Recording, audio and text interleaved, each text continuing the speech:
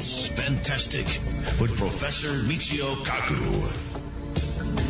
This is Science Fantastic with Professor Michio Kaku.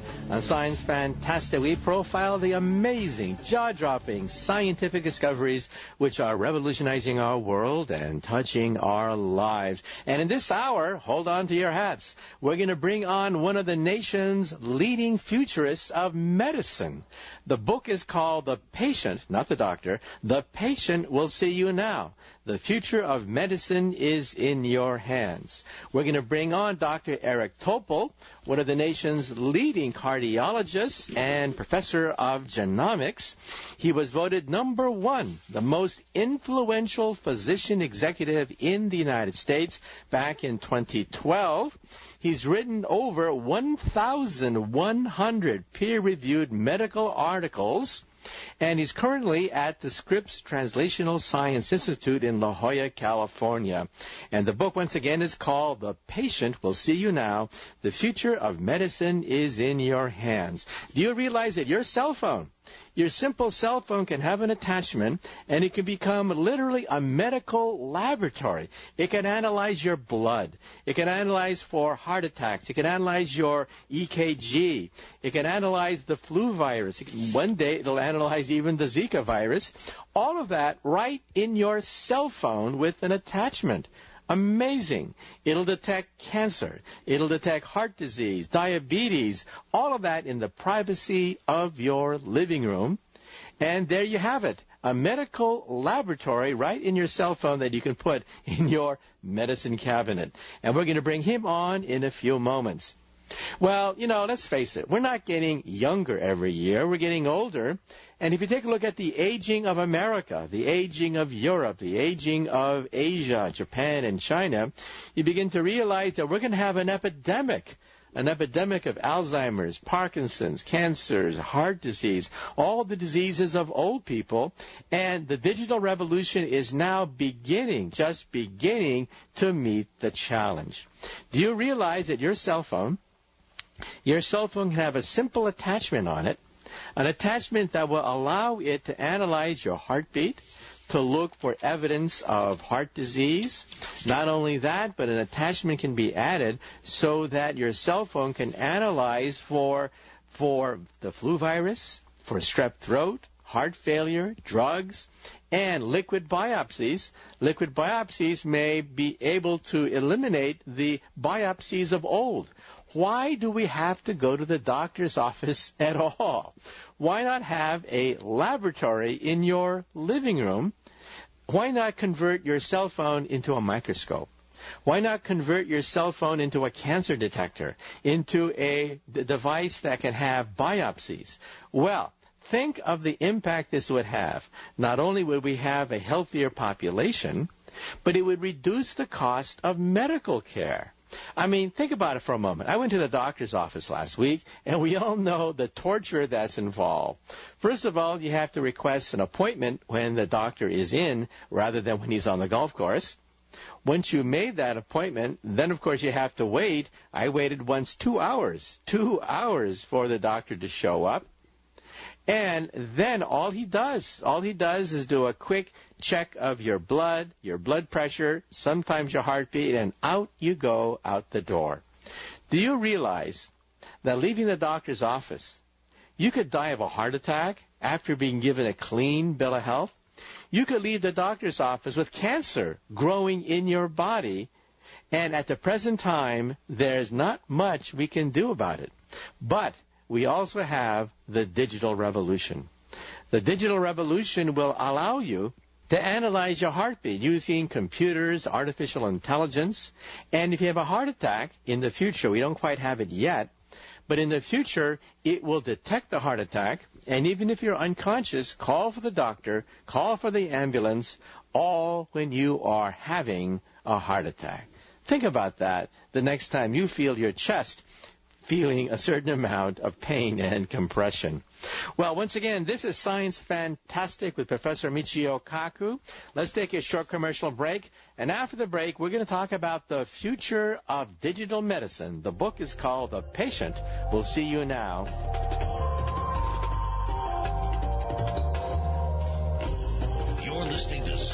Science Fantastic with Professor Michio Kaku. You're listening to Science Fantastic. Welcome back to Science Fantastic with Professor Michio Kaku. In this hour, we're going to talk about something that affects everybody, and that is the future of medicine. What will a visit to the doctor's office look like 5, 10, 15 years from now? With us today is one of the world's leading physicians and an expert on what is called digital medicine. You know, the joke used to be that digital medicine was what your doctor did when he checked your prostate gland. However, today, digital medicine has a completely different meaning because it's the pathway to the future. Dr. Eric Topol is a professor of genomics. He's a cardiologist at the Scripps Research Institute in La Jolla, California. In 2012, he was voted #1 most influential physician executive in the United States. And he's also the author of a best-selling book, The Creative Destruction of Medicine. Get that, creative destruction. In order to create something new, you have to, in some sense, destroy the old. We don't have blacksmiths anymore. We don't have wagon makers anymore. But no one cries about that either. Well, in the future, we will have digital medicine. And he's the author of an exciting new book, The Patient Will See You Now. The future of medicine is in your hands. How many times have we heard the expression, the doctor will see you now? Because you're at the mercy of the doctor and his or her secretaries. Well, The Patient Will See You Now is the title of his latest book. So, Eric, glad you could be on Science Fantastic. Oh, I'm thrilled to be with you, Michio. Well, the first question I always ask our guests is, how did you, as a youth, get interested in science? Well, it's interesting for me to reflect because I hadn't thought about it for quite a long time, but really it was because I had so many relatives that were dying at very young ages, and it led to a lot of curiosity as to why did this happen. So it made me start thinking about the biology of human beings and to pursue somehow that curiosity. And did you finally find out a reason or perhaps a clue as to the origin of that fact? Well, it got me into genetics and genomics quite early. In fact, you know, when I was in college, I did a thesis on the prospects for gene therapy in man. It's taken a long time to us to get into genome editing now, but it was the idea that people had bad genes and were getting diseases like in my family at very young ages. Okay, well, let's now talk about a visit to the doctor's office. I just went through that last week, and it's not a pleasant procedure. First of all, not at all. Yeah. First of all, you have to call the secretary, and the doctor has an appointment maybe 2-3 weeks in the future. You go there. I've waited sometimes up to 2 hours waiting for the doctor. And then once you go there, what do? You get an EKG, blood test, and blood pressure, and out the door. And then I realized that, well, in principle, I could even have a heart attack after leaving the doctor's office, getting a clean bill of health. So tell us a little bit about how you got interested now in the future of medicine. Well, the big difference now is that we can get high-definition human beings. So whether it's with sensors that work through your smartphone to capture virtually every medical metric, or it's a genome sequence, or it's being able to do your own labs through your smartphone, all these different tools that gets each individual's data in their real world, rather than these one-off visits to a doctor in a very contrived setting, which clearly do not represent the real world, as you just outlined. So being able to get your cardiogram at any time by touching sensors that are connected to your smartphone is an example of that. And it goes beyond capturing the data, because you can now have computer algorithms to interpret the data very accurately. And so you get the answer without ever having to go to a doctor. You go to the doctor now for guidance about your results rather than going to get these various tests on a one-off basis. Now, as I understand it, the thesis of your book, The Patient Will See You Now, is that in the future you will own your own data. You will have power that you didn't have before, being at the mercy of a doctor and his appointment schedule. And this is democratizing medicine. Could you elaborate? Exactly. That is because information is power. And because now patients, individuals will be generating their own data, not at the mercy of a doctor or a visit to a clinic, but rather, any time at their convenience, or even passively without even pressing start. So that changes everything. That tilts the whole, what has been asymmetrical information towards the patient, towards the individual. And this is a power play that's going to be more and more emphasized over time, and so that each individual should own their data. That isn't the case today. Their doctors and hospitals own people's data in the United States in 49 out of the 50 states. And that has to change. But it's going to be forced because people will not be relying on the sacrosanct electronic records that are housed in doctors' offices and hospitals, but rather generate their own data. And certainly it should be a civil right that you have rights to your medical data. Okay, well, let's break it down. When we look at our smartphone, we think of this marvelous device. We talk to it. It has our schedules and things like that. But what you're saying is your smartphone, in some sense, can also calculate your blood glucose, your blood pressure, and even sense your breath and saliva. So let's break it down. What kinds of attachments can you put on your cell phone such that it becomes, in some sense, a doctor's laboratory? Right. Well, it'd be the patient laboratory as well. That's the difference, because everything's so eminently portable. So my favorite these days is that I can change a smartphone into a total body ultrasound, high-resolution device with imaging as good as the one that's in the hospital that costs hundreds of thousands of dollars. I even put on Twitter my head-to-toe ultrasound. Is that right? Sparked a lot of interest, actually. But, the fact is, as a cardiologist, that I can image my heart, my patient's heart, through my smartphone, exquisite images, and even do color flow mapping of the blood in real time. So that's just one example of imaging on a smartphone. But you've alluded to, Michio, the fact that all these metrics of man, like blood pressure and glucose and oxygen concentration in the blood, and a long, long list, can be all captured through a smartphone, whether it be with a watch or a Band-Aid or, some other ad to the phone. And so basically using the power of this remarkable microprocessor in the phone to get wireless connectivity with your body. Amazing. So let's break it down. The population is aging. And as the population ages, we have problems with diabetes, cancer, Alzheimer's, you name it. So let's break it down. First of all, diabetes. You're saying now that your smartphone can have an attachment that would allow you to measure your blood glucose for those people who are concerned about diabetes. How does that work? Well, you just have a tiny sensor that you can put on your abdomen or your arm, and it has a hair-thin sensor that goes under the skin. You barely feel it being applied.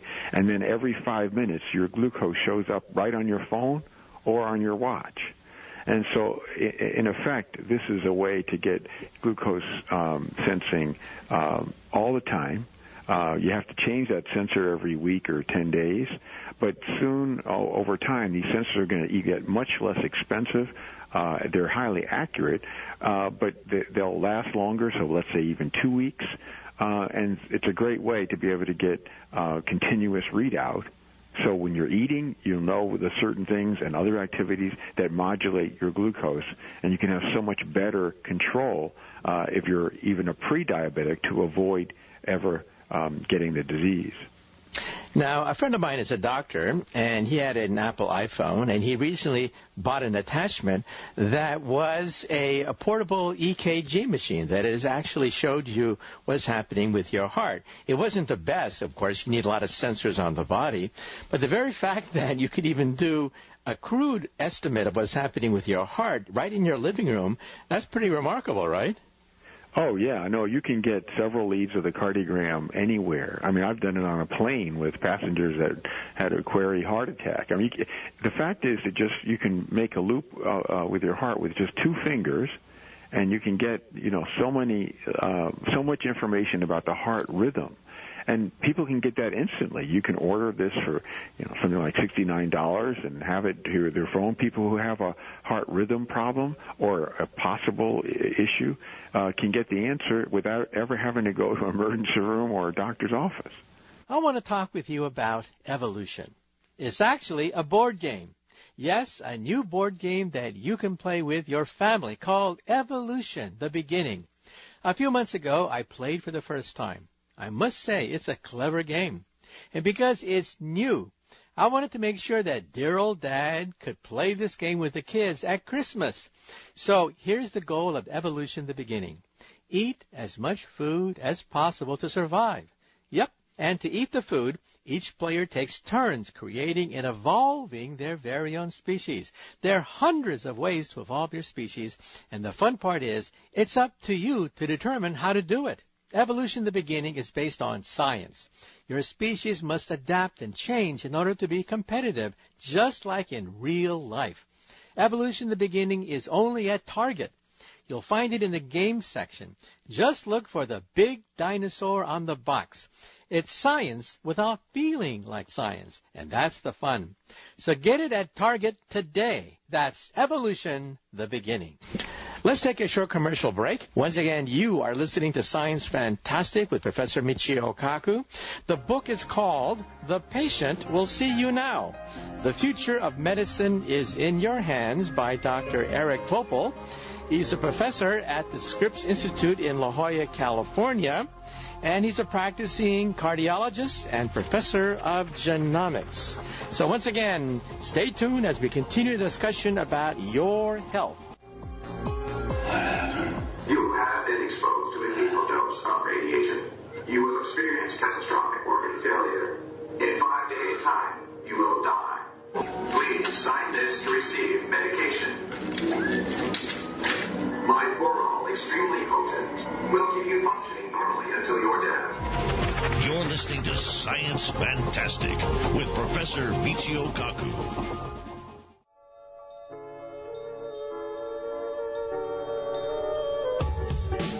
You're listening to Science Fantastic. Welcome back to Science Fantastic with Professor Michio Kaku. In this hour, we're talking about your future, the future of medicine.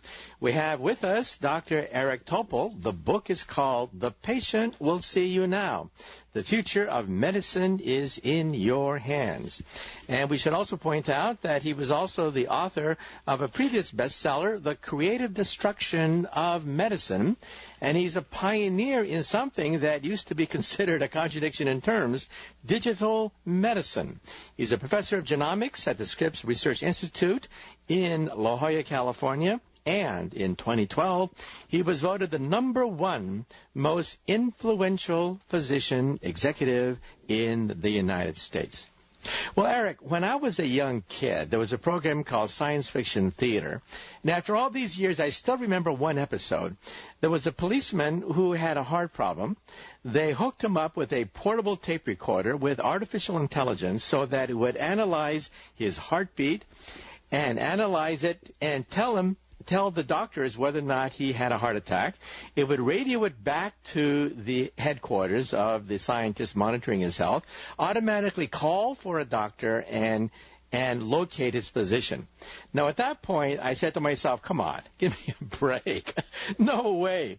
But the question is, how close are we to a device which will automatically sense the fact you're having a heart attack, even if it's 4 o'clock in the morning, and, analyze it to make sure that it's not a false positive, and call for an ambulance if you're unconscious? Well, we're going to get there. I mean, we're working on that. Other groups are around the world, Michio. The point being is you have to have ability to track inside the bloodstream. So it wouldn't be a sensor you would just wear like a Band-Aid.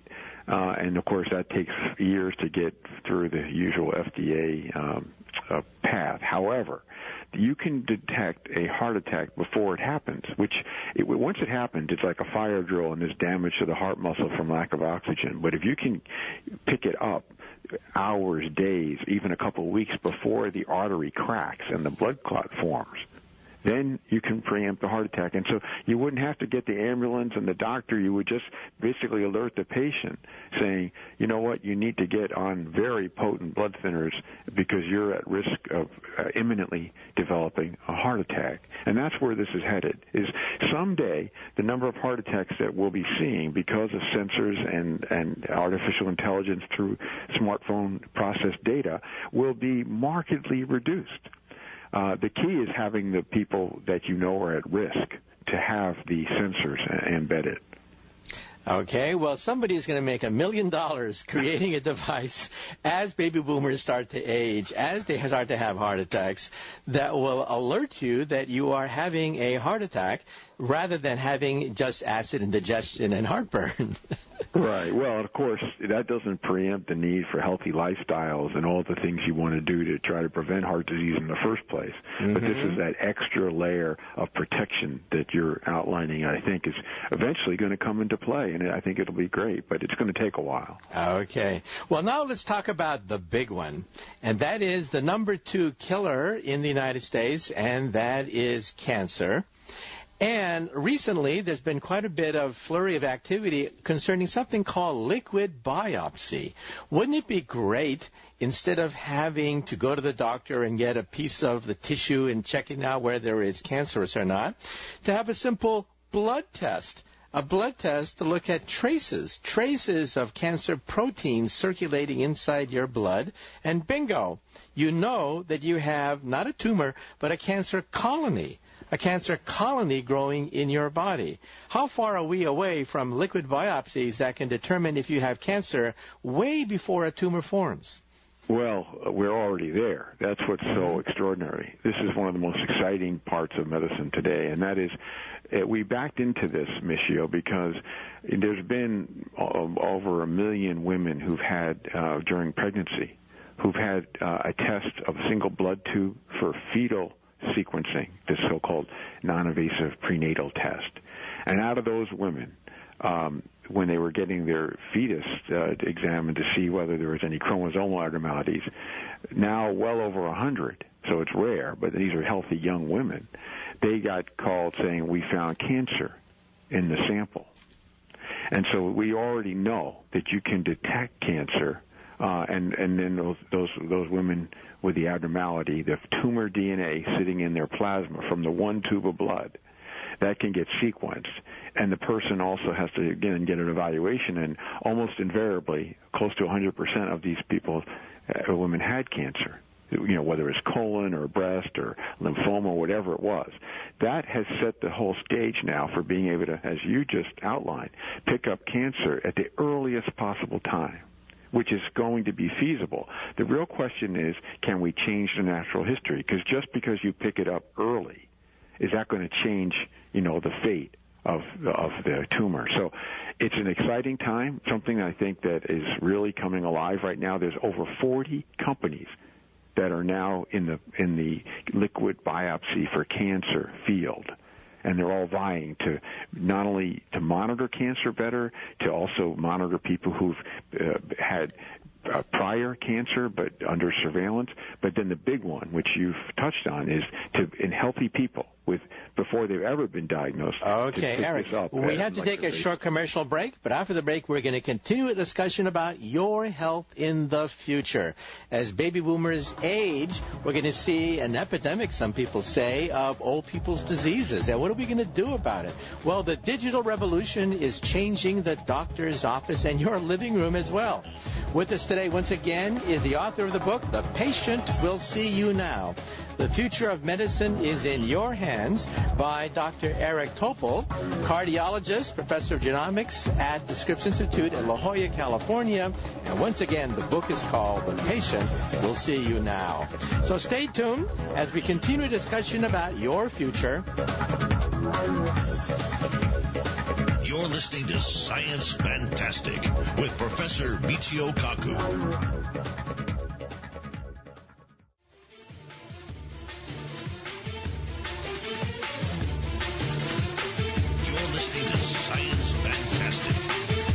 Welcome back to to Science Fantastic with Professor Michio Kaku. In this hour, we're talking about your health, things that are going to impact on your life. We're talking about the future of medicine with Dr. Eric Topol. The book is called The Patient Will See You Now. The future of medicine is in your hands. Author of the bestseller Creative Destruction of Medicine, and today we're talking about his latest book, The Patient Will See You Now. Well, Eric, let's talk about what else you can do with your cell phone. You can use your cell phone to test for your breath, saliva for flu virus, strep throat, heart failure, drugs, and also as a microscope. So lead us through some of the attachments and apps you can modify your smartphone with so that you can do all these things that normally are done at a doctor's laboratory. Right. Well, it is amazing, and this is a whole revolution in lab medicine. And so whether it's an infection, most infections now can be diagnosed. An example, in Rwanda, syphilis and HIV were diagnosed with 99% accuracy with a 50-cent attachment in minutes. And if you can do that in Rwanda, you can do that in virtually almost any infectious disease. The Zika virus, not yet, but Ebola, TB, so many others now can be diagnosed, malaria through a smartphone. The microscope feature that you've mentioned, the labs, most routine labs, although they're not yet available to consumers, but they will be imminently. So the need to go to a hospital or a doctor's lab will be markedly reduced in the future. Okay, and also your breath or saliva can be analyzed for the flu virus, strep throat, heart failure. Is that right? Or maybe even cancer. I mean, the point being is in the breath is rich, and we already have now been able to see simulation of the nose of a dog, which, of course, can smell cancer when trained. And we can basically replicate that through sensors for processing breath. So all sorts of things that we never envisioned, as you said, saliva, sweat, the rich being able to understand the constituents in these different body fluids or breath. So this is really exciting. That's going to take longer for this to come into play, but we're headed there. Now, I understand that doctors have already created a mirror such that you blow on it, analyzes the water droplets, and tell you if you have lung cancer. And you can also modify that for cell phones. Even your cell phone will tell you if you have lung cancer or not by looking for a mutated P53 gene. Amazing. Absolutely amazing. And once again, this is Science Fantastic with Professor Michio Kaku. Stay away. If you don't cooperate, I can't treat you. When we agreed to be examined by this ship's medical officer, we didn't know that you were a primitive computer matrix. I assure you there is nothing primitive about me. I am programmed to perform more than 5 million medical procedures. Does that include bloodletting? No, but I'll be happy to add it to my repertoire. You're listening to Science Fantastic.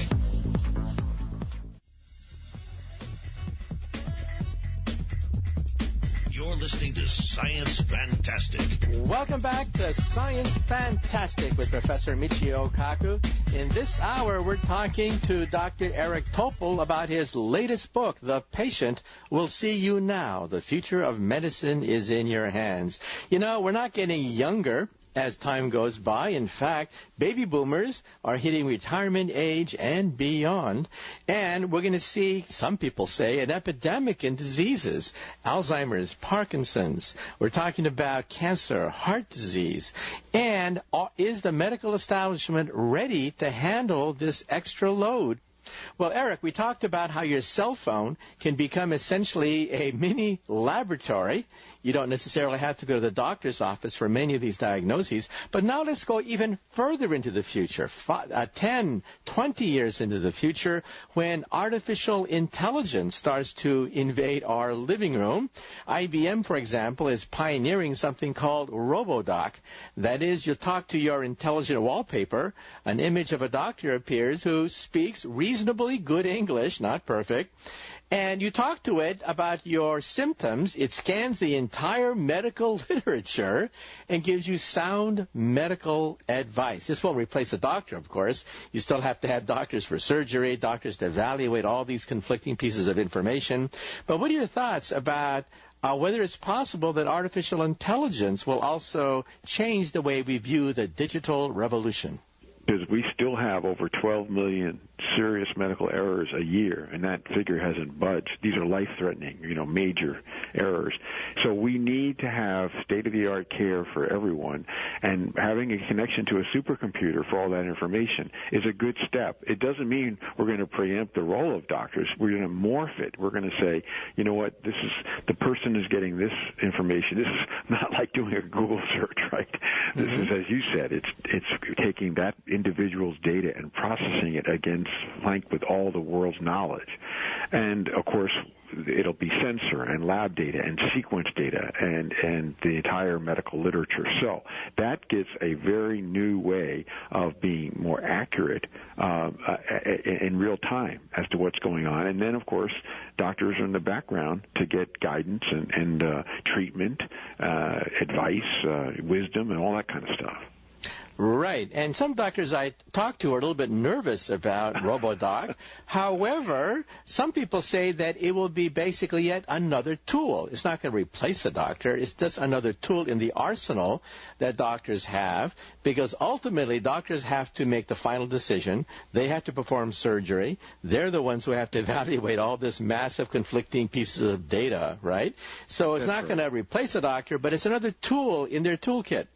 It's a very powerful one, too. It isn't exactly getting a warm reception from doctors because for more than 2 millennia, we have exercised total control and authority.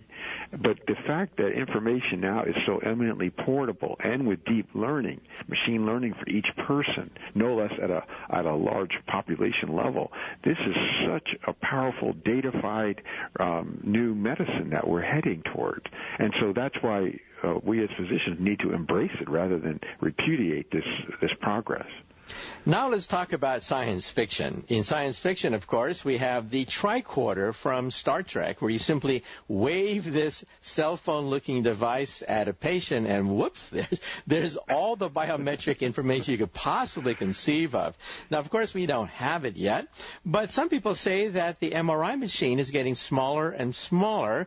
The world's record for a miniaturized MRI machine is the size of a briefcase, and we now have supercomputers that can compensate for weak magnetic fields, which is the main ingredient of an MRI machine, and allow us to create MRI machines fully functional, giving us glorious three-dimensional pictures with a device the size of a briefcase. And the people in Germany that built it claim that a cell phone is perhaps the ultimate size of an MRI machine. So your thoughts, do you think that in the future we will have a tricorder? Not anytime soon, of course, but in the coming decades, perhaps Star Trek may not have been too far off. What are your thoughts? Oh, I think Star Trek was right on, and I think you've outlined where it can go with MRI imaging.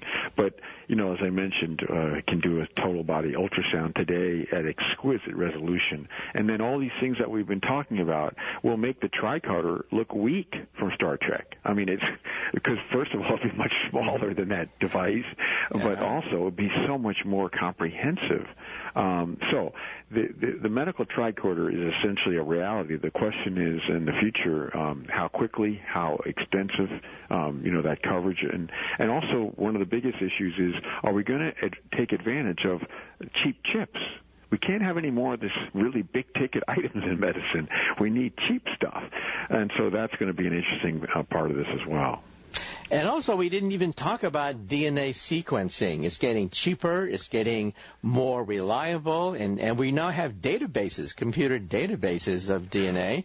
And cancer, we're even having a cancer genome project whereby we can sequence all the cancers that are out there, thousands of different kinds of cancers.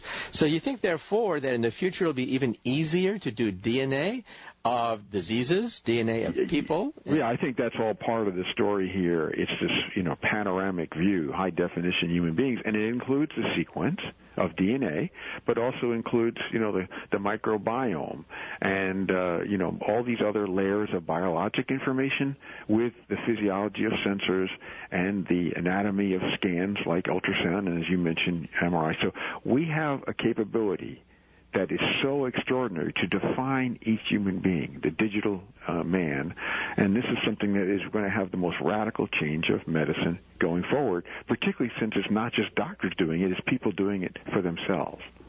And some people have claimed that when everybody has a DNA scan, not just of their body, but every tissue in their body, it means we can use computers to scan it to find out where aging takes place, and thereby, statistically, analyze the aging process itself. 15 seconds. You think, therefore, that we may get a handle on aging once everyone is sequenced?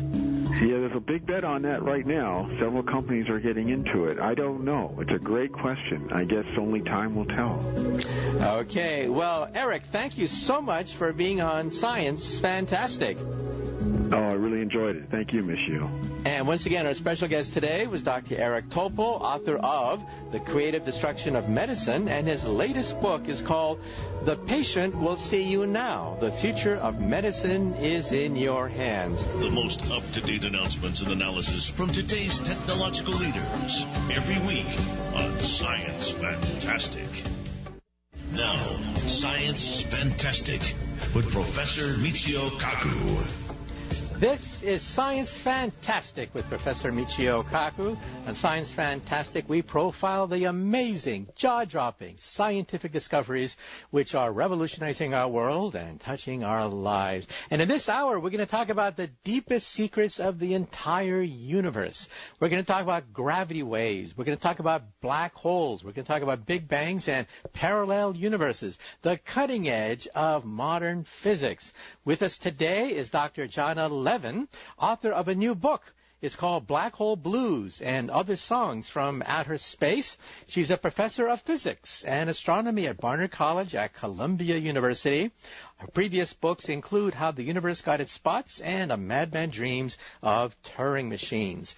Now, gravity waves were discovered a few months ago, and it created a sensation in the media. People were saying that after 100 years after the prediction of 1916, the work of Albert Einstein, the last missing piece of relativity, has finally come into play with experiment. Scientists have detected colliding black holes in outer space, which themselves were predicted by Einstein, and we've detected the radiation from them with gravity wave detectors.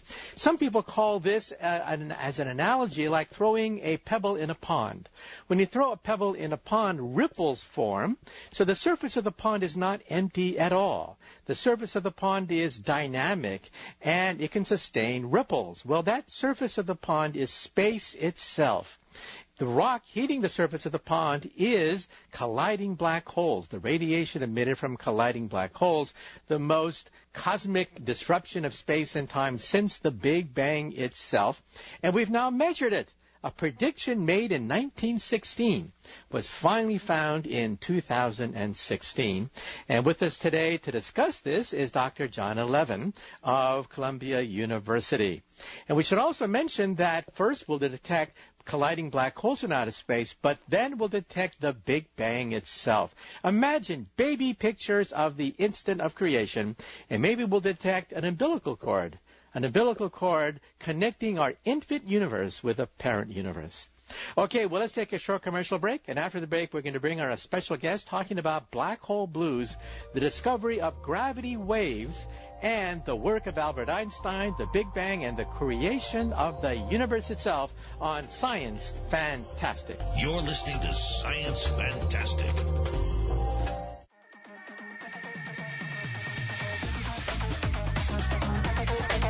Here's Professor Michio Kaku. Welcome back to Science Fantastic with Professor Michio Kaku. In this hour, we're going to talk about some of the deepest secrets of the universe, the deepest secrets of space-time as revealed by gravity waves, which were discovered just a few months ago, generating worldwide headlines. And most people's reaction was, huh? I mean, what is that? What the hell is a gravity wave? And why is it generating so much excitement in the scientific literature, hitting the headlines around the world just a few months ago? Well, with us today to talk about gravity waves is Jana Levin. She's a professor of physics and astronomy at Barnard College at Columbia. And she's also the Director of Sciences at Pioneer Works, which is a Center for Arts and Sciences in Brooklyn. And she's also the author of a previous book, How the Universe Got Its Spots, and, believe it or not, she is a novelist. How many theoretical physicists do you know are novelists? The book is called A Madman Dreams of Turing Machines. And today we're going to talk about her latest book, Black Hole Blues, and other songs from outer space. So, Dr. Levin, glad you could be on Science Fantastic. Thanks so much for having me. Okay, well, the first question that we always ask our guests is, how did you as a youth get interested in science when we have so many distractions as a youth? You know, I don't think I was a kid who thought I was interested in science. I remember the first time that I was in a dark enough place, having grown up in the city, on a summer trip to look up at the sky and really see the Milky Way and being incredibly affected by it. And I loved talking about the stars and thinking, but I actually didn't recognize it as being scientifically disposed. I don't think I acknowledged that I had a scientific leaning until college. So when I started college, I wanted to study philosophy and art, and it was kind of a revelation that my real interest was in mathematics and in physics. And what was that? I mean, what steered you in that direction of going into mathematical physics? You know, I was listening to a lot of philosophers argue about what Kant might have meant hundreds of years ago, and it was driving me crazy. Uh-huh. And I just thought there's something wrong with the fact that we're still trying to decipher what somebody was trying to tell us. And I went to a lecture about Einstein and quantum mechanics and relativity, and it might be hard to understand for sure, but once Einstein taught us E equals MC squared, it belonged to everybody. It was something we all had forever. It was not something that 100 years later we're still arguing, what did he mean? And I just thought there's something about that transcends everything, and it just seems so powerful. And I just became very interested in it as a tool to understand the world. Yeah, in fact, when I was a freshman in college, I went to Harvard, I took a course in philosophy. And what was so frustrating was nothing is decidable in philosophy. You can have your opinion and somebody else has another opinion, but so what? And you can write as many PhD theses as you want concerning what did he really mean anyway. Yeah, well, and, you know, math is the same for us on the other side of the galaxy. There's something about that that's really beautiful, and it's the same for somebody on the other side of the globe. Yeah, I find that thought very reassuring, that if I write down an equation, that someone on the other end of the galaxy may be writing down that very same equation in different notation, and these are universal concepts. I mean, the question of universality and immutability is quite different from the world of English literary criticism and philosophy, don't you think? Yeah, and I think that it's unifying. If we all stopped and acknowledged that people speaking different languages in different eras with different cultures all have this one sort of intellectual theme in common that they can share, that's true for all of us. I think there's something that's very promising about that.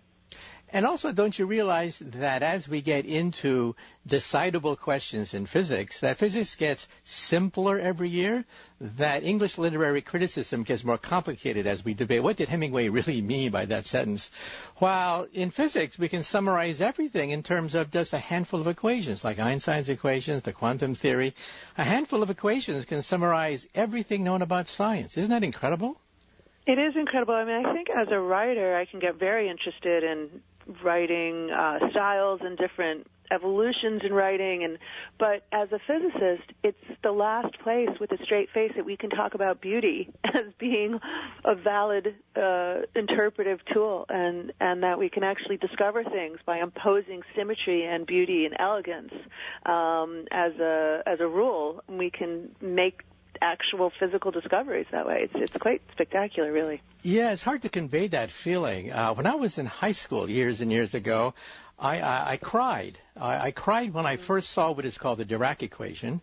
After struggling for many months with an earlier equation called the Schrödinger equation, then seeing the Dirac equation, I just broke down and cried. I didn't realize that nature could be so simple, beautiful, and elegant. Well, so much for propaganda. Okay. Let's get into the substance of your book. All of us. Right. The book is called Black Hole Blues and Other Songs from Outer Space. So let's talk about your book. First of all, it was in 1916 that Albert Einstein talked about predicting gravity waves, but he didn't think that in his lifetime there would be instruments capable of detecting gravity waves. So first of all, tell us, what did Einstein do in 1916? Well, so as soon as he finally mathematized his general theory, his theory that gravity was really a theory of curved space-time, the first thing he thought was most important was to turn to gravitational waves. So the idea is simple. If something like the Earth curves space and time around it, then if the Earth moves, those curves have to move and adjust to follow the Earth.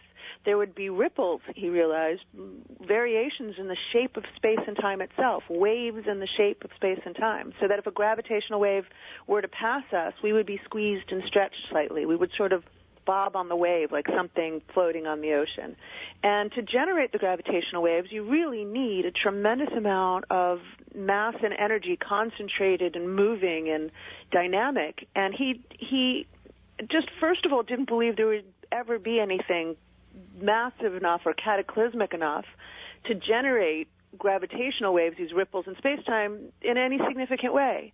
And also, he kept changing his mind about whether they were even real. So, in 1916, he said they were real, then later he said they weren't. By the 1930s, he was still changing his mind.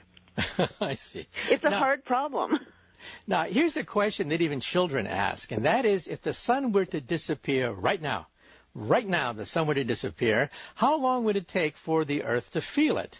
Now, if you are Isaac Newton, nowhere in your equations is there a concept of time and velocity of gravity, so the Earth would instantly be spun out of orbit. But if you're Albert Einstein, how would you answer the question, if the Earth were to disappear, the sun were to disappear right now, what would happen to the Earth? So Einstein, adhering to the limit of light speed, using that incredibly severe constraint to understand physics or to make his revelations, he would say that, first of all, the light from the sun would continue to come to us for 8 minutes. It's about 8 minutes before we realized it had gone dark, and then that would be catastrophic. And at the same time, waves in the shape of space-time would travel to us. It would take 8 minutes for them to get to us to communicate the fact that the sun was gone.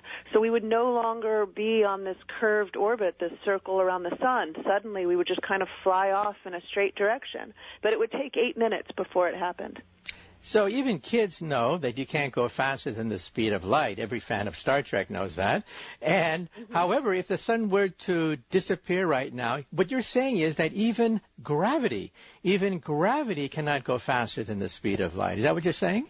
Absolutely. These waves in the shape of space-time would propagate towards us, telling us that the space was smoothing out, that the circular curve we're falling along around the sun would be gone. But this wave would have to take a light travel time, even though it's not light, and it's really important to emphasize that these waves and the curves of space-time are not a form of light. They're pure gravitational.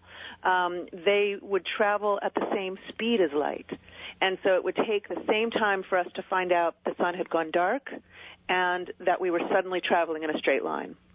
Okay. And also, even though a direct measurement of gravity waves would be extremely difficult, as Einstein himself realized in 1916, there was a Nobel Prize given to two physicists over a decade ago, looking at two pulsars that were chasing each other like a dog chases its tail, going in a death spiral.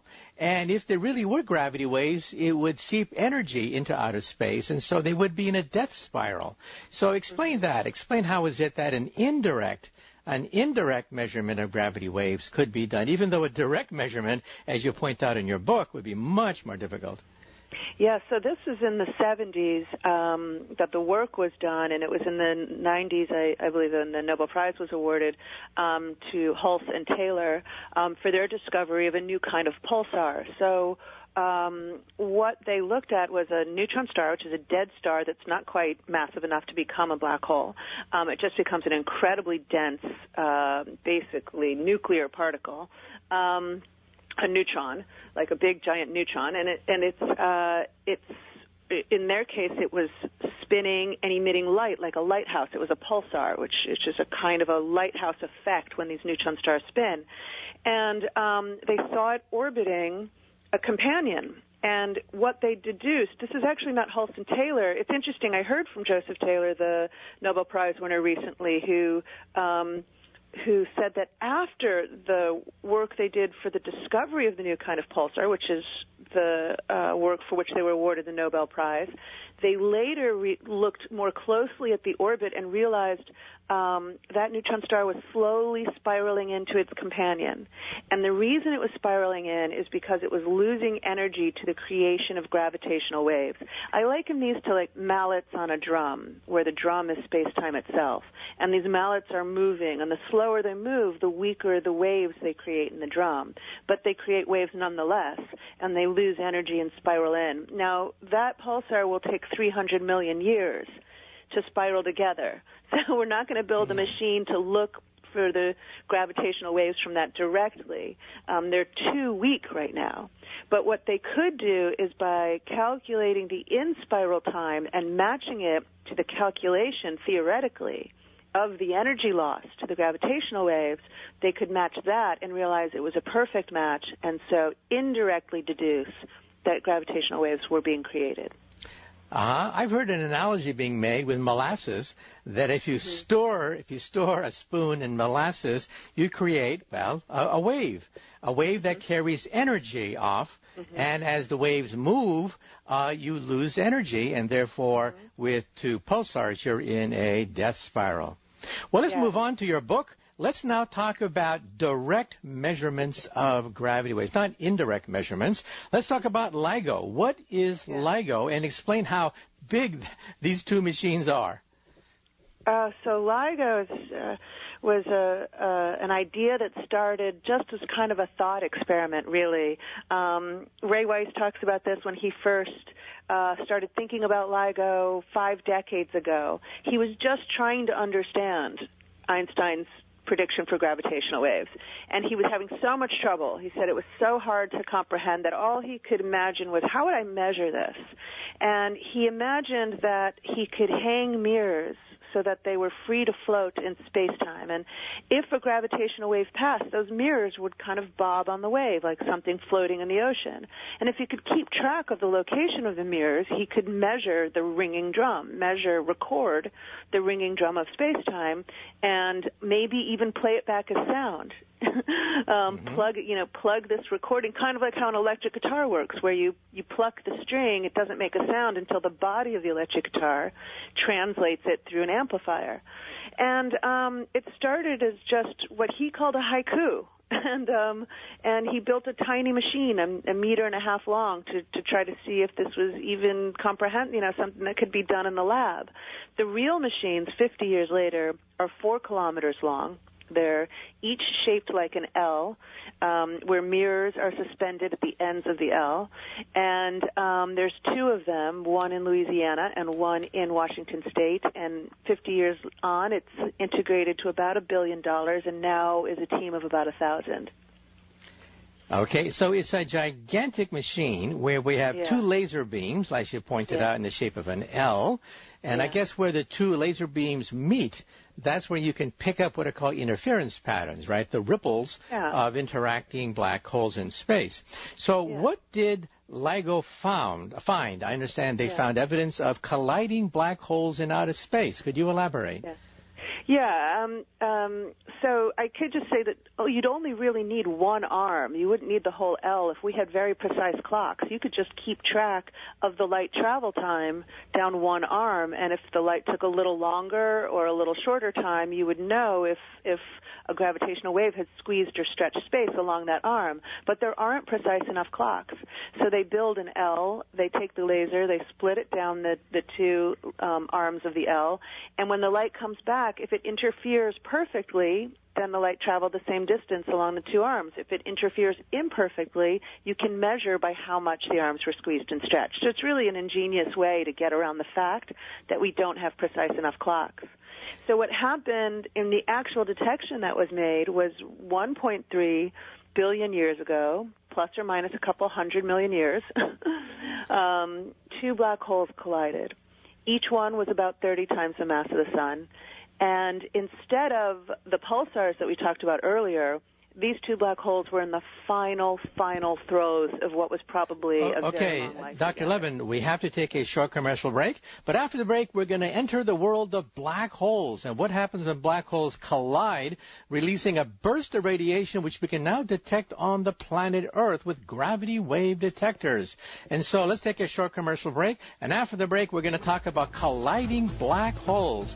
The book is called Black Hole Blues and Other Songs from Outer Space. You're listening to Science Fantastic.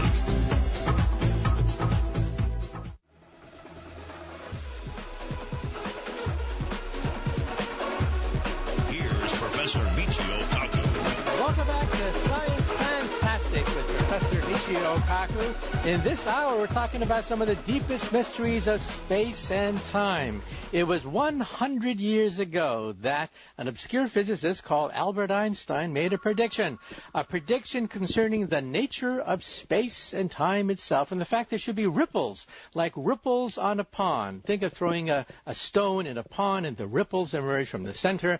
These ripples would be ripples of gravity waves, which in principle could open up a new realm of telescopes. Instead of relying upon light, instead of relying on radio, why not rely on gravity waves? Well, with us today to talk about these things is Dr. Jana Levin.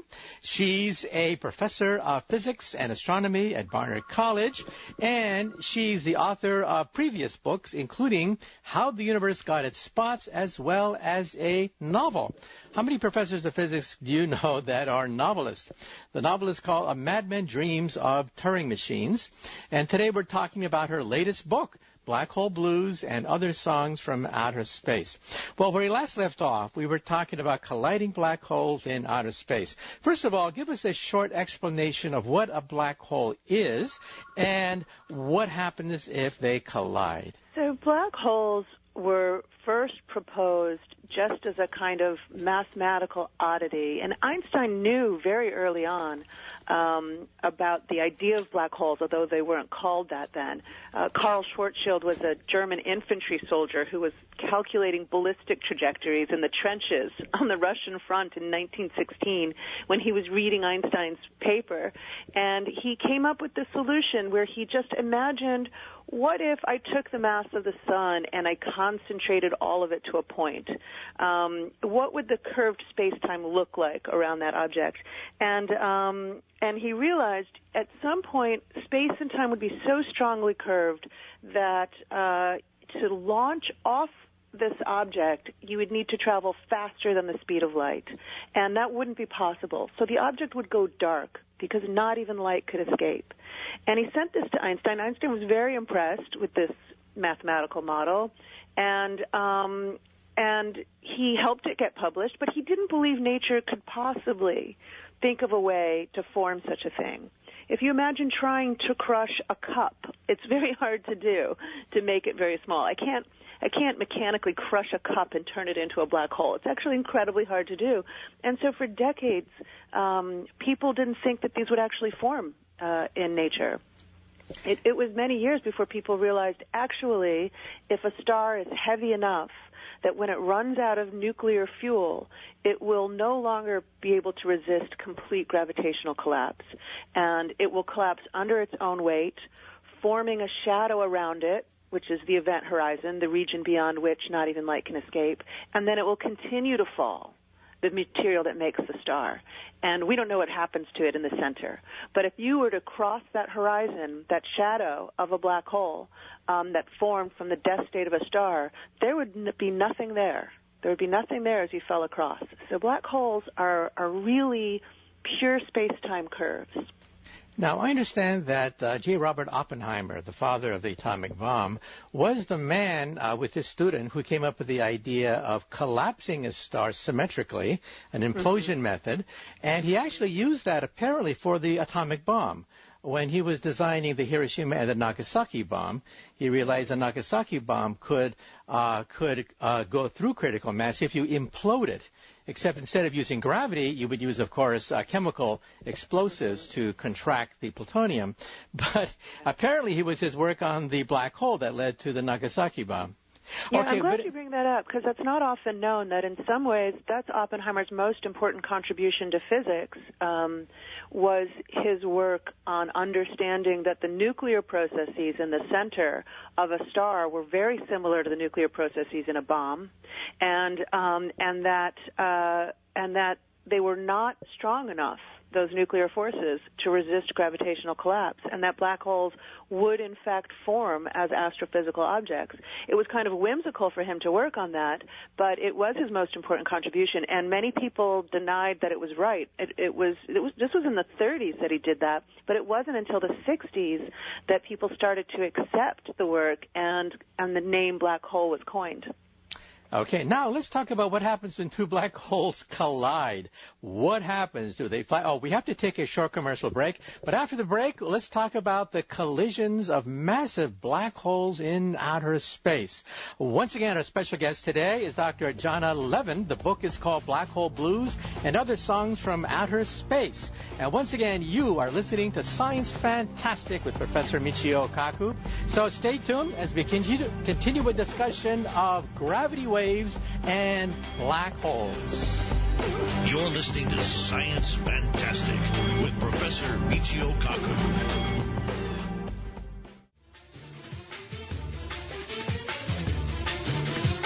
This is Science Fantastic. Welcome back to Science Fantastic with Professor Michio Kaku. In this hour, we're talking about some of the deepest secrets in the universe. We're talking about black holes, we're talking about gravity wave detectors, and we're talking about a book called Black Hole Blues and Other Songs from Outer Space by Professor of Physics and Astronomy at Barnard College, Dr. Jana Levin.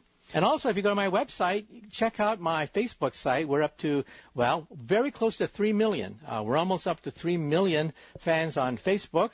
On Twitter, we're up to, over 300,000 people follow me on Twitter.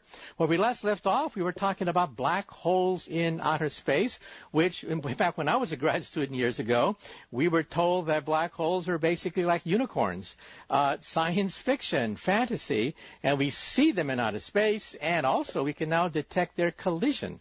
So tell us a little bit now about what happens when two black holes collide and how we were able to detect that with LIGO. So black holes are, by definition, dark. They emit no light, they reflect no light, and the only reason we've ever postulated that black holes exist in the universe is because we see them tearing debris down around them. So indirectly, we're really looking at the effect that black holes have on other stars or other objects, other material. And in this case, it was the first time we were able to detect bare black holes with no debris around them as far as we can tell. And you could not see this with a telescope. So the two black holes are in their final orbits together. They're ringing space-time like mallets on a drum. They're emitting tremendous amounts of energy when they do so, and they're spiraling together, but it happens in complete darkness. And in the final fifth of a second, we recorded the gravitational waves emitted as the black holes collided and wobbled down to one final black hole that was about 60 times the mass of the sun, and then went quiet.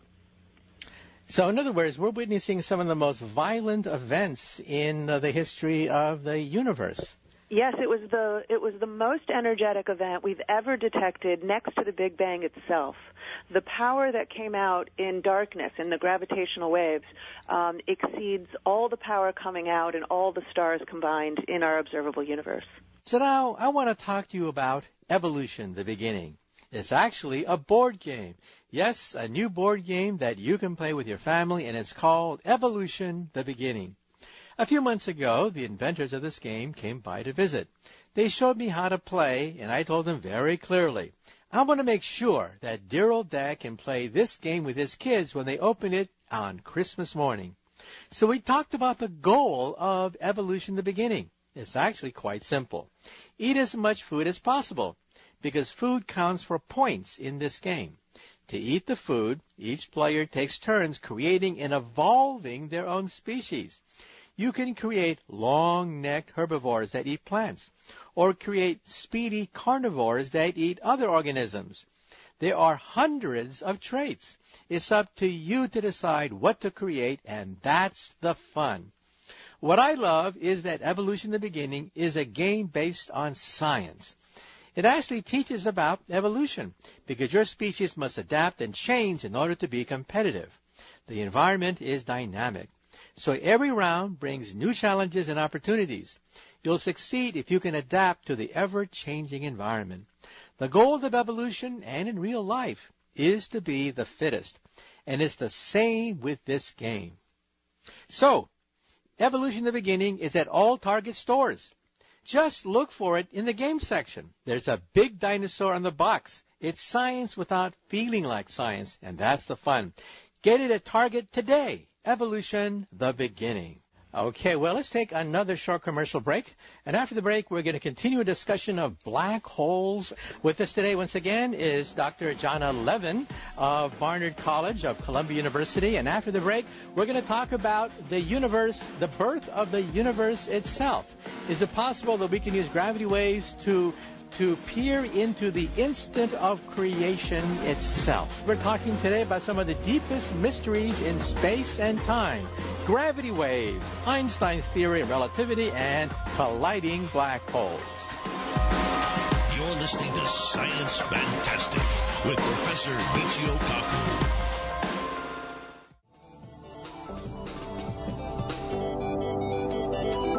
Here's Professor Michio Kaku. Welcome back to Science Fantastic with Professor Michio Kaku on Science Fantastic. We're talking about some of the deepest secrets of Albert Einstein's theory of gravity. We're talking about the Big Bang. We're talking about black holes and what happens when they collide. We're talking about gravity wave detectors. And our special guest today is Dr. Jana Levin. The book is called Black Hole Blues and Other Songs from Outer Space. She's a professor of physics and astronomy at Barnard College of Columbia University. A previous book was called How the Universe Got Its Spots, and she's also a novelist. How many physicists do you know write novels? The novel is called A Madman Dreams of Turing Machines. Well, Dr. Levin, let's now talk about the next generation of gravity wave detectors, even beyond LIGO. It'll, of course, take many years to perfect the next generation, but some people think they will be space-based. Things like LISA, the Laser Interferometry Space Antenna. The European Space Agency is also getting in the game, making their proposals. And what they want to do is listen in some sense, on creation itself. So what are your thoughts about listening in on the Big Bang? Yeah, so LIGO's, the range of, if you like, gravitational wave sounds that it's sensitive to overlays with the range of the piano. It literally happens to be in the human auditory range, although it's way too weak to pluck our eardrums. We couldn't hear it, but LISA would be detecting much lower notes. And we think that the Big Bang, when it happened, literally made a bang. It was this kind of cacophonous sound of ringing the drum of space-time, just in a noisy mess. But over the 13.8 billion years of its evolution and its expansion, those notes became lower and lower. And so now we would need a different instrument to detect such low notes. And LISA, one of the space-based instruments, aspires, among other things, maybe to pick up the remnant sound of the explosion of the creation of the universe. And it is, in fact, a space-based mission that will be many years off before it actually launches. Now, I understand that when you turn on your TV set, especially an old one, you get that white noise, that snow on the TV screen.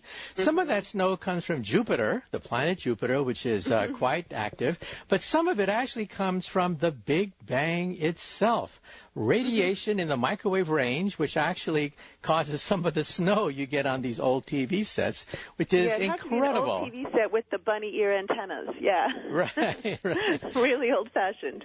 Right. Not digital, but yeah, in some sense, you could pick up remnants of the Big Bang itself. Yeah, large percent, a few percent, I think, is actually the light left over from the Big Bang, because what confuses people is that the Big Bang didn't happen in one location in the universe. It happened everywhere. Everywhere we are was once the center of the explosion, that when the Big Bang happened, the entire space and time expanded, and we all live at what was once the center of the Big Bang. Okay. Now, we used to have this old picture of the Big Bang, that there was this explosion that set into motion eventually the galaxies and the stars and the planets. But there's a new wrinkle on this called inflation. Last year we had Dr. Alan Guth of MIT on the airwaves talking about inflation, but explained a little bit about how inflation has changed the picture a bit concerning the Big Bang. Well, it's proposed by Alan Guth and others that a very tiny patch of the universe very early on, maybe a trillionth of a trillionth of a trillionth of a second after the Big Bang, a very tiny patch of the universe caught itself in a kind of high energy state, almost like it caught fire in an analogy, and it expanded incredibly rapidly. The universe began to expand at an accelerated rate, and so much so that the entire observable universe that we live in right now would have fit inside that tiny region that inflated. And it's a very interesting theory for many reasons. One is it sort of explains why the light that you just described that we get from the primordial universe left over from the Big Bang is the same temperature in one direction as it is in the opposite direction coming from 92 billion light years away. So that seems completely impossible if it's not for a model like inflation, which says, well, that was all once in a very, very tiny, tiny part of space, and it just grew in an inflated way to become so big. Inflation also explains the sort of seeds of large-scale structures like galaxies and clusters of galaxies. So it's a very important model, but we don't have great details about what caused this inflated expansion. We don't have great details about the source of the energy. And so that continues to remain a kind of area of inquiry and also a mystery. Yeah, and also it has philosophical consequences, right? Because if the Big Bang was a quantum event, if you wait long enough, quantum events sometimes repeat themselves. And so it means that in some sense, Big Bangs could be happening all the time, someplace far, far away. There could be more explosions taking place, which leads us to a situation where we have parallel universes. This is almost science fiction, but isn't that where inflation is taking us? Yeah, inflation has definitely foisted on us the necessity to consider the possibility of a multiverse, that our Big Bang wasn't the first and it certainly won't be the last, that there are other universes that have inflated, maybe some less successfully than ours, maybe some more successfully than ours, maybe some of those universes just collapse nearly instantly and don't house galaxies and people in them to look at the galaxies. And so that idea seems to be very much hand in hand with the idea of inflation. It becomes much harder to believe that this is the only universe. Now, some people would say, bah, humbug, science is based on testable, reproducible, and falsifiable results. And how do you falsify parallel universes? Well, unfortunately, we have run out of time. And if you want to find more about this thing, go to Jana Levin's website, and her book is called Black Hole Blues and Other Songs from Outer Space. So, Dr. Levin, thank you so much for being on Science Fantastic. Thank you so much for having me. Fun to talk. You're listening to Science Fantastic. Now, Science Fantastic with Professor Michio Kaku. Is Science Fantastic with Professor Michio Kaku. On Science Fantastic, we profile the amazing, jaw-dropping scientific discoveries which are revolutionizing our world and touching our lives. And in this hour, once again, we're going to throw the lines open because this hour is your hour. This is the time when you can ask that question, make that comment that you've always been wanting to ask, but never had the courage. Okay, well, without further ado, let's move right along and take the first listener phone call. Hi, Professor Kaku. First of all, I'd like to say I'm calling from Jackson, Mississippi. I'm not sure of the radio station. And second, I would love to say that I love watching you on the universe. I watch you on your channel all the time. But my question is, what do you actually believe gravity is? I know it's a complicated question. I know we still ain't figured it out, but I'd just like to hear what you have to say about it. Thanks. Well, you asked one of the most difficult questions in the universe, and that is, what is gravity? Ironically, it was gravity that was the first force to be more or less described mathematically by Isaac Newton back in the 1600s. But there was a problem with Newton's equations. When you write down Newton's equations, you realize that gravity spreads infinitely fast throughout the universe. So if the sun were to disappear right now, if the sun were to disappear, it would affect the Earth immediately. We would be hurled into outer space instantly. Well, there's a defect there, and the defect is that there's no mention of the speed of light. We see no deviation from Einstein's theory in the laboratory, and Einstein says nothing can go faster than the speed of light. Even gravity cannot go faster than the speed of light. So Einstein had to introduce a new picture. He replaced this idea of an instantaneous force that could spread instantly throughout the universe, and we replaced it with a fabric, so that if the sun were to disappear right now, the ripples of that titanic disappearance would then permeate around the universe, just like waves on a pond emanate from the place where the stone first hits the pond.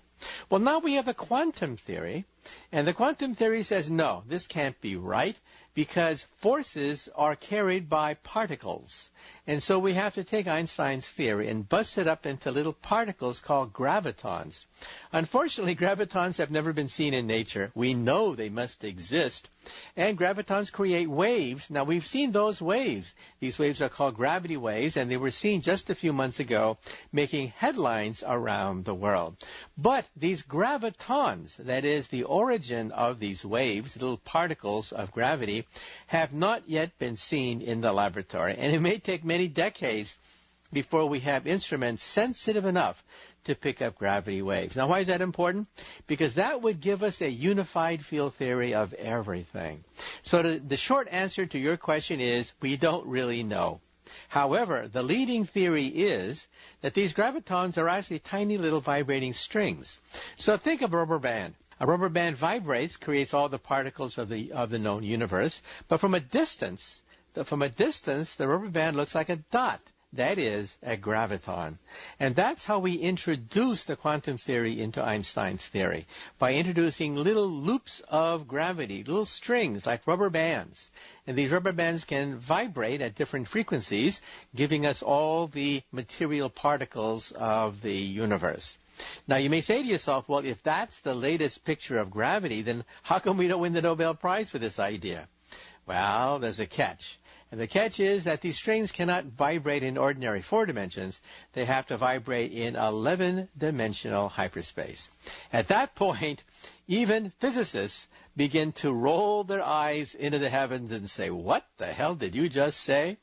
Well, that's what one of the predictions of string theory is, that these strings are in some sense magical. They cannot just vibrate in ordinary 4 dimensions, the dimension of Einstein, but 11-dimensional hyperspace.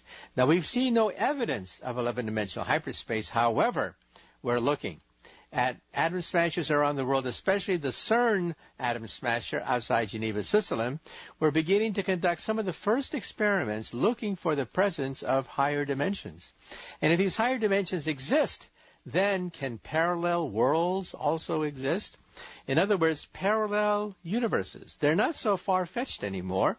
We think that perhaps in our universe, the speed of light is a constant, and we sort of know that the universe is expanding. But what about these other universes? Well, to find out more about these other universes, you may want to get a copy of my earlier book called Parallel Worlds, where I talk about the latest understanding of what is gravity. So such a simple question, why do things fall down? Such a simple question takes us into the realm of higher dimensions, parallel universe, and God knows what else. Okay, well, moving right along, let's move on and take the next listener phone call. Hello, this is Gary in Great Falls, Montana. And I don't want to be a smart aleck about anything, but I think that zero gravity is easy to understand if you think about it as the center of everything. Zero gravity is in the center of our planet, and zero gravity is in the center of the sun, and that's what holds the solar system together, and that's why we don't want to see zero gravity in our planet, because I would imagine that temperature at zero gravity isn't too fun to be in at the center of our planet either. Anyway, that's. I always was a simple-minded person, but that's kind of a simple idea for zero gravity. Anyway, thanks. Well, you ask a very interesting question that even Isaac Newton asked himself 300 years ago, and that is, what is the gravity at the center of the Earth? Well, you see, at the center of the Earth, there's no direction because, of course, the Earth is a sphere, perfect sphere, let's say. There's no left, right, up, down, whatever. So at the center of the Earth, said Isaac Newton, gravity must be zero. Zero because of symmetry. Nothing else. At the center of the sun, gravity must be zero. At the center of the earth, gravity must be zero. But you see, that doesn't explain what happens away from the center, where, of course, most of the action takes place. We want to know what the gravity is at the earth, at Jupiter, at the different planets.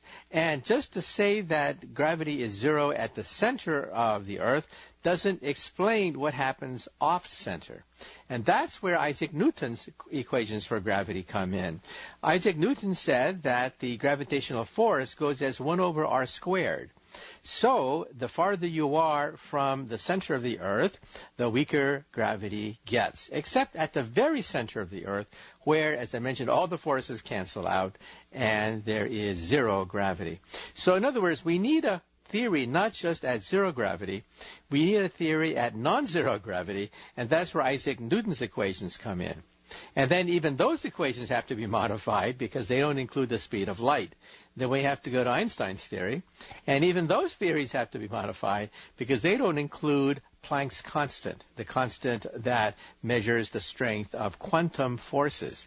So you see that asking a very simple question about zero gravity immediately starts to put you into the realm of the universe itself. And again, if you want to know more about these things, get a copy of my book, Hyperspace, which is one of the first popular books ever written on string theory, or my other book, Parallel Worlds, which talks in detail about other universes. Okay, let's take a short commercial break. You're listening to Science Fantastic with Professor Michio Kaku.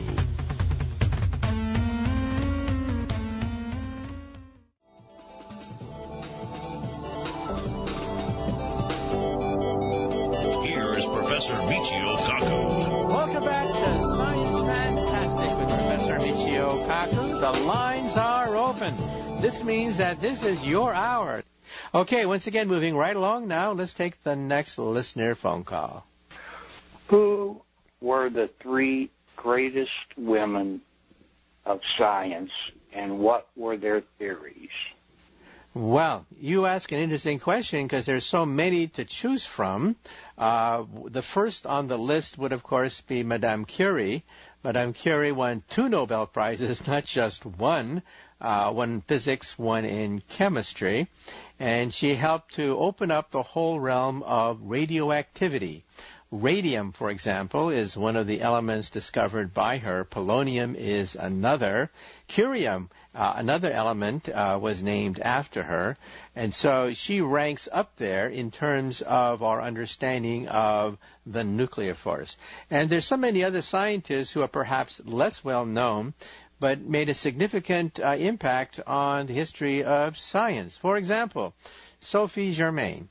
Sophie Germain lived in France at the time of the French Revolution in the 1700s, a very dangerous time to live there. But she was very much enamored of science, and especially mathematics, but she was a woman and couldn't get published or even interact with other male mathematicians. So what she did was she impersonated a male. She took on a man's name, wrote letters to all the great mathematicians of the age, and they corresponded with her because they realized, oh my God, we have a prodigy here. And only later did they find out, oops, she's a woman. And when they did find out, well, there were some people who wouldn't invite her to different award ceremony. In fact, in one ceremony, she was given an award, but she couldn't even come to receive the award because women were not allowed at that ceremony. And also another woman who suffered from discrimination was Vera Rubin. Some people think that she is up for a Nobel Prize because she was one of the first people to alert us to the existence of dark matter. It turns out that the Milky Way galaxy spins too fast for its own good. Believe it or not, the Milky Way galaxy spins so fast it should fly apart. But there it is, stable for billions of years. So here we have this gigantic spiral in outer space. You see it every night when you look in the night sky, this huge disk. But what holds this disk together? Something alien, something new called dark matter. So many people think that Vera Rubin will possibly win the Nobel Prize for pointing the direction to what is called dark matter, which we now know is 10 times more plentiful than ordinary matter. Okay, well, this is Science Fantastic with Professor Michio Kaku. It's open mic.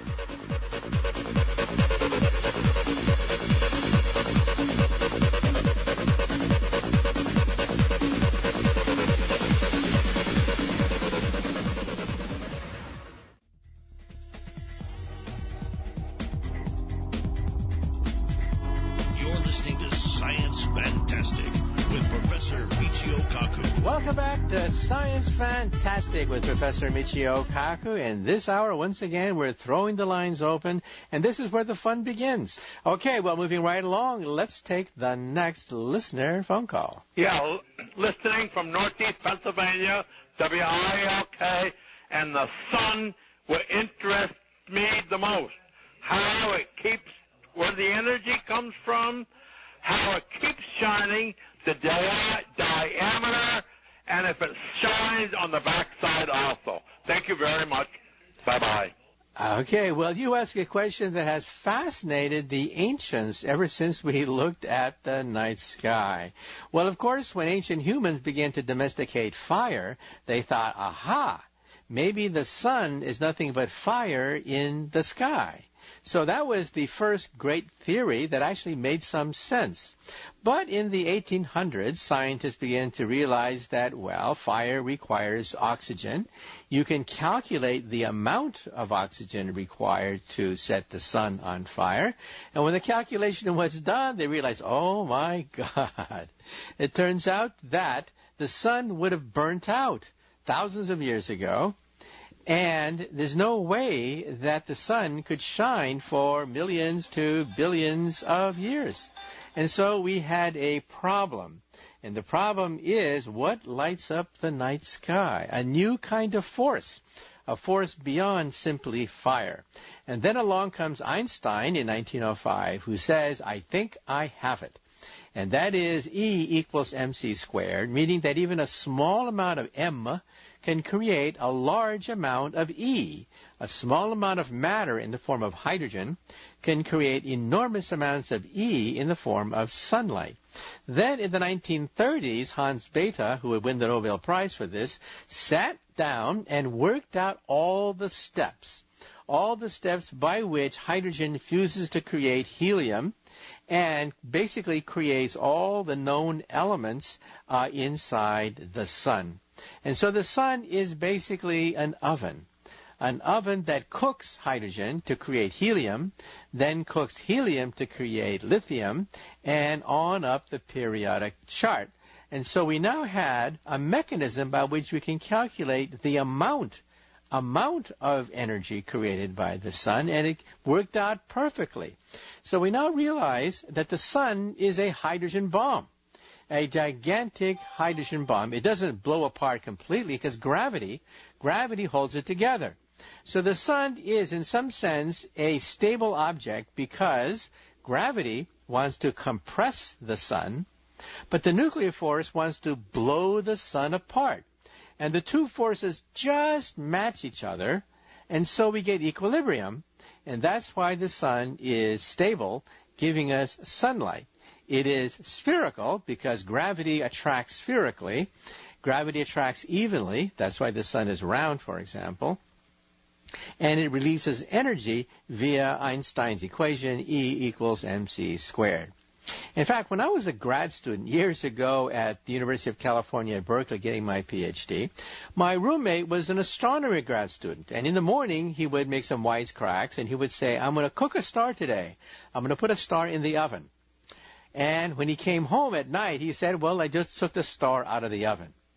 Well, I thought my roommate was nuts. I mean, how can you put a star in the oven? And then I asked him one day, and he explained to me. We know so much about the equations for sun that we can put the equations in the morning into the computer, and by night we can have a mature star. We can actually cook a star in the memory of a computer.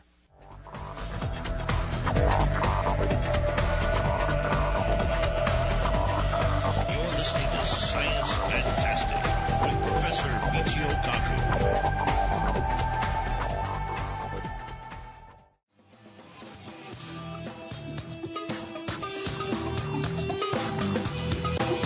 Here is Professor Michio Kaku. Welcome back to Science Fantastic with Professor Michio Kaku. It's open mic in this hour. Okay, well, moving right along now, let's take the next listener phone call. Hi, my name is Frank, W-I-L-K, Wilkes-Barre, Pennsylvania. My question is that when do you anticipate when NASA would be able to put a spacecraft into space where there won't be no booster rockets, there'll just be one spacecraft itself, land like on, they say, the moon, and return to Earth, and without no extra booster rockets or just one spacecraft. Thank you very much. Have a good day. Your show is the best. Thank you. Well, you ask an embarrassing question because scientists for the last century or so have been using chemical rockets to go into outer space. So in other words, we have to carry our fuel with us, which is, if you think about it, a waste of fuel, because the fuel has to have enough fuel to carry itself into outer space. And if you think about it, most of the rocket's weight is fuel. Therefore, if you could jettison the empty canisters, you could save on the cost of the rocket, and that's why we have booster rockets. So the booster rocket would be the first stage of our rocket ship, and the last stages would be the actual payload. That's been the way it's been with rocketry for almost 100 years. But NASA is slowly catching up to the idea that maybe we should have another kind of rocket without having to use these booster rockets. However, here's where it gets rather iffy, because these alternatives to chemical rockets are not as efficient as chemical rockets, but let's review some of them. One of them is the plasma ion rocket. Instead of shooting out chemicals, it shoots out ions. That's great, but the amount of ions that you can send out is very, very thin. So we don't expect to have them anytime soon. And then we have laser rockets, and I'll say a few things about laser rockets after the break. Laser rockets have no booster rockets at all. This is Science Fantastic.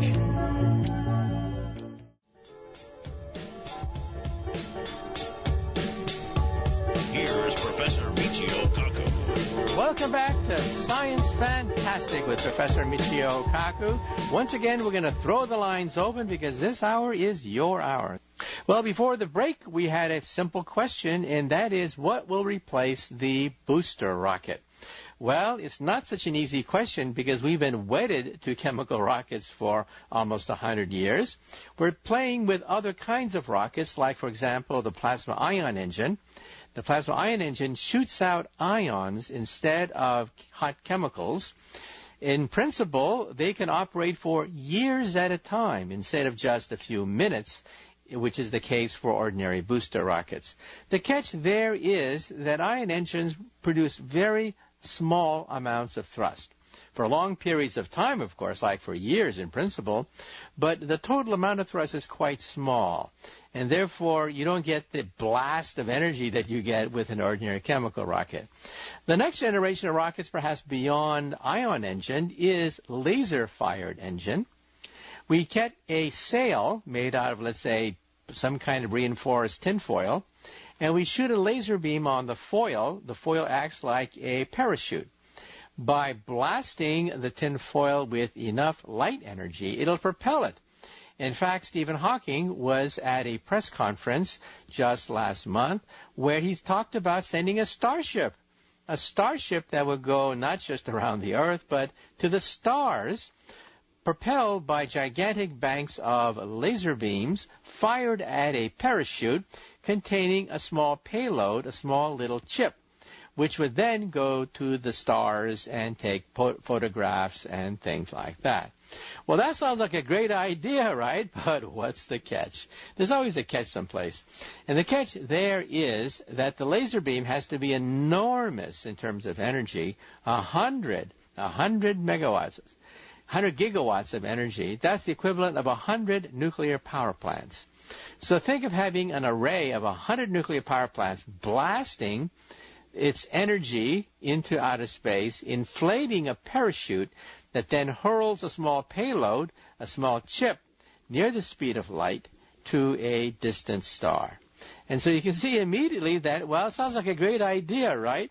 Rockets without booster rockets, but the practical details of that are pretty daunting.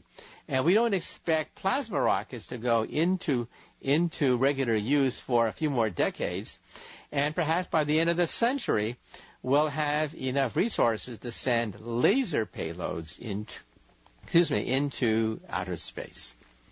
Okay, well, let's move on to the next listener phone call. Hello, my name is Peter, and given that you wrote a book about neurology, basically, I was wondering about the future of the mind and an extension of the work of Jose Delgado, who claimed in a CNN report back in the 80s, I believe it was, that he was able to affect the thought processes of monkeys with radio frequencies. There's been a lot of talk about that now, so that's what I'd like to talk about. So my name is Pete. Bye. Well, you ask an interesting question because, yes, back in the as far back as the 60s, scientists were experimenting with monkeys, not using radio, but actually using wires to connect them to mechanical devices. In one situation, which was photographed and recorded, a bull had electrodes placed in his brain, and then it was, in fact, connected with radio to a switch. And in one famous experiment, a Yale professor puts on the uniform of a matador and goes into the bull ring with a live bull. As the live bull starts to get aggravated and lunges at the Yale professor takes out a button, pushes the button, and stops the bull dead in its tracks. An incredible feat, but certainly possible because now we know the basic outlines of the brain.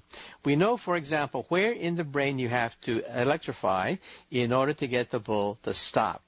In fact, we have maps of the brain now, maps of the brain where we know that this part of the brain connects to your left hand, that part of the brain connects to your right hand, and by putting electricity in these spots, you can actually make your left hand and right hand move. In fact, the military is now backing this. We're not just talking about scientists at Yale University, but $150 million has been allocated by the United States Pentagon to create an Iron Man outfit. An Iron Man outfit controlled electronically by chips in the human brain that then allow the brain to control an exoskeleton so that paralyzed people can now walk again. And that's just one of several experiments that I mentioned in my book, The Future of the Mind. So Iron Man is not so far-fetched. And then if you connect the mind, the hippocampus of the brain, to the Internet, you can actually send memories. Memories can be sent electronically. Here's how you do it. You put 2 electrodes on either side of the hippocampus located at the center of the brain. And then you train a mouse, for example, to perform a task. You record the signals that go across that part of the brain, the hippocampus. You record it like a tape recorder. Later, you play it back. You play the same impulses back into the brain of the mouse, and bingo, the mouse executes that very same feat. Well, these and many other incredible discoveries are mentioned in my book, The Future of the Mind. Well, unfortunately, we have run out of time. Good day.